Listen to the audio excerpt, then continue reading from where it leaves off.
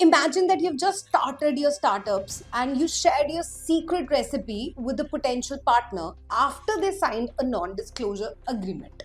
A month later, a competitor launches a suspiciously similar product. You're furious and you point to the NDA. But can you really enforce that NDA in India? Many entrepreneurs just assume that an NDA is like an ironclad shield, only to discover it cracks when it's too late. In today's video, we will be demystifying the non-disclosure agreements. What are they, how Indian law treat them, the real case lessons, common drafting mistakes, and a practical tip to ensure that your NDA, non-disclosure agreement, actually protects you. Stick around to learn what every Indian business owner must know about enforcing an NDA. In the first segment of today's video, I'll be telling that what is an NDA and why your business needs one. A non-disclosure agreement is essentially a contract of confidentiality, a legally enforceable promise that sensitive information shared will be kept as a secret. By signing an NDA, the receiving party agrees not to reveal or misuse the information provided by the disclosing party. The purpose is simple, guys, to create a confidential relationship that prevents the leak of business's critical information. Whether it's a secret recipe, a client list, a source code for a tech firm, or business plan. In a world where information is the power, NDA help businesses safeguard their competitive edge by keeping the valuable data out of the wrong's hand. Let me just quickly tell you that why are NDAs so important. Consider that confidential information ranges from the product formulas and trade secrets to customer data and pricing strategies. If such information fall into a competitor's lap, it can erode your advantage just overnight. And NDA sets a clear legal boundaries, signaling to everyone you share the information with that you learn here stays here. So whatever you given them is only for that purpose. For business in India, NDAs have become the routine when you are dealing with the employees, when you're dealing with investors, your partners, anyone who might access the sensitive information. It's a proactive tool to maintain trust and protect your business. Your business's actually interest in several collaborations. Now, let me just tell you the common scenarios when NDAs are used. So, NDAs aren't just for the high tech secrets, they are also used for various business situations. Let me tell you just common scenarios for Indian entrepreneurs where they should use the NDAs. Now, first is the employees and the interns. Now, when you hire an employee or onboard an intern, you might share the proprietary know-how, the client information, or the processes of your business. An NDA or confidentiality clause in the employment contract ensures they can't take out your trade secret to a new employer or leak it to others. The second scenario has to be the vendors and the manufacturers, guys. If you engage a vendor or manufacturer, you may need to give them the product design, the formulas, or customer requirements. Obviously, that is what they're hired for. And NDA ensure that vendors use that information only to serve you and not to copy your product or share your design elsewhere. The third situation has to be with the consultants and the freelancers. Now, consultants, developers, or freelancers often require access to your business data to do the job that is allotted to them. For example, a software developer might see your code or your client information. A unilateral NDA, that is one way NDA, binds them not to disclose or misuse what they learn. The fourth scenario has to be the potential investors and your partners. Now, when you're pitching to an investor or negotiating a joint venture, it usually means divulging financial records, business plans, or the strategies of your business. An NDA, often mutual if both sides shares information, helps to protect your interest during these discussions. The fifth scenario has to be the mergers and acquisitions where it is often used. During the due diligence or a merger or an acquisition, both companies exchange high sensitive data. A mutual NDA ensures each side's information, financials, intellectual property, client data remains confidential through the talks. Now, in short, any situation where you reveal the non-public information that gives your business an edge is a candidate for an NDA. It could even be as simple as sharing an idea with a potential co founder. Think of an NDA as wearing a seat belt. Now, that doesn't guarantee that there'll be no accident, but it significantly improves your protection if something goes wrong. In the next segment, let us just together think about, are NDAs enforceable in India and what is the legal framework? Yes, to answer that, NDAs are enforceable in India, but with some important caveats and conditions. Under the Indian Contract Act 1872, an NDA is a valid and binding document as long as it meets the basic elements of a contract. That is, both parties must enter it in free consent, there should be lawful consideration, often mutual promises of exchange of information or employment itself is a consideration. A lawful object has to be there in the NDA, and the agreement must not be explicitly void under any laws. In simpler terms, if your NDA is drafted like a proper contract and both sides willingly sign it, the Indian contracts obviously recognize it as a legally valid document in the Indian courts. Now imagine that if an NDA tries to label everything under the sun as confidential information, a judge may view it as an oppressive document and refuse to actually enforce those parts. As one legal guide puts it, the court expects precision, clarity, the clear definition that what information is confidential and for how long, instead of just a blanket statement, guys. In summary, NDAs are legally binding in India, there's no doubt, provided they are well drafted and respect the boundaries of the Indian law, no excessive restriction on trade, etc. The question is, how do these play out in the real life? Now, in this segment, let me just take you through some case studies to see the NDAs in action or inaction in the Indian courts. The Indian case laws offer examples of NDAs being upheld as well as struck down, teaching us what works and what doesn't work in the Indian courts. Now, here are the few illustrative cases. Now, the first one, the Diljit Titus Advocate versus Alfred, is a case that the Delhi High Court has actually upheld the NDA. In this case, a law firm sued its former employees who had taken the firm's confidential client list and other data when they left. The Delhi High Court actually stepped into to protect the law firm's information. It injuncted, or in a better layman term, it restrained the ex-employees from using or misappropriating the client's database and documents that those ex-employees had copied.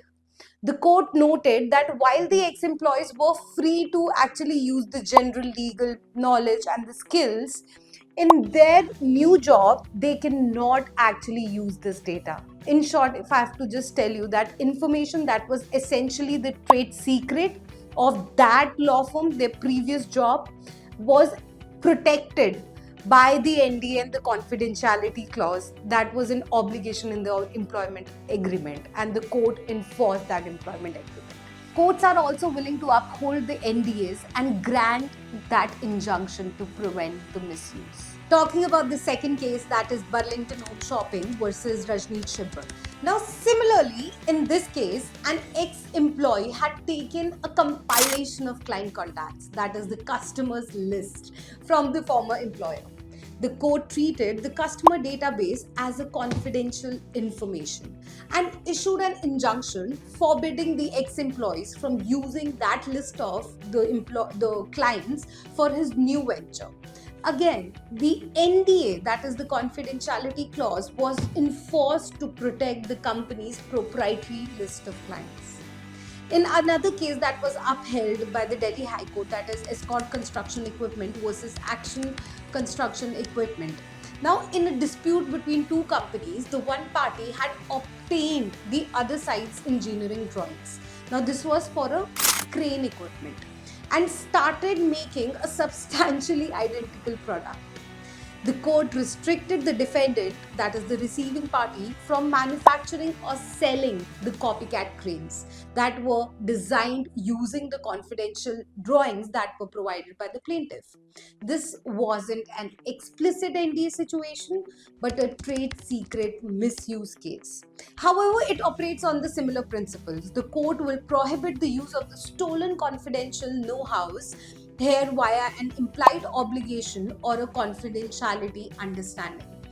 Now, let me be very clear about it that not all attempts to enforce the NDAs always succeed. In another case of an American Express Bank versus Priya Puri, which was again dealt by the Delhi High Court, a bank sought to enforce the confidentiality clause against the former employee who had joined a competitor, that was a competitive business.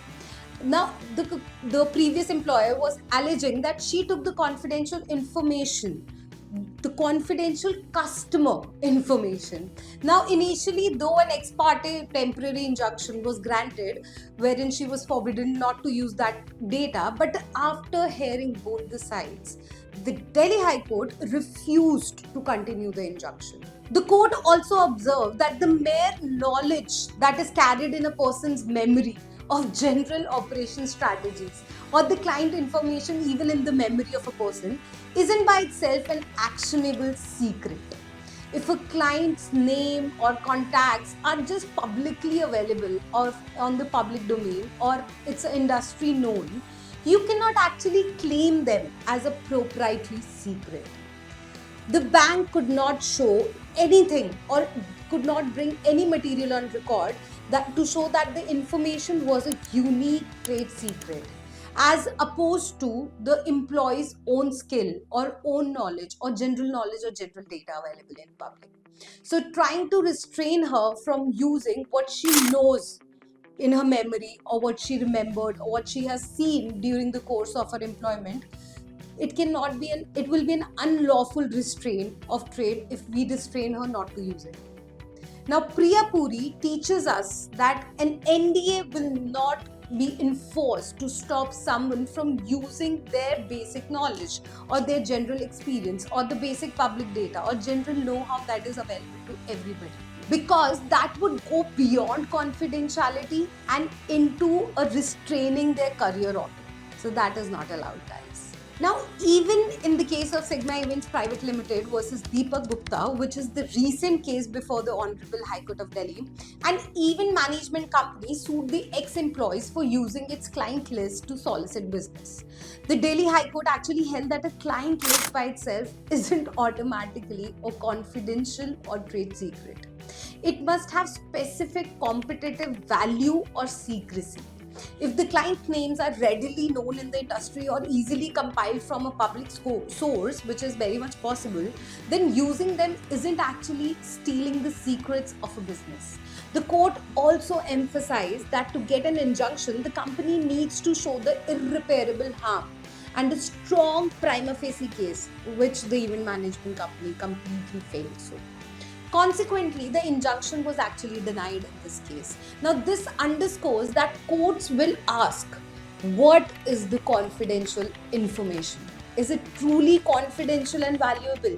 Is there evidences of misuse that will seriously harm your company? Without clear answers to the same, an NDA won't be enforced. Now, let me just quickly come to the next section where I want to talk about the takeaways from these cases, which all business entrepreneurs should keep in mind.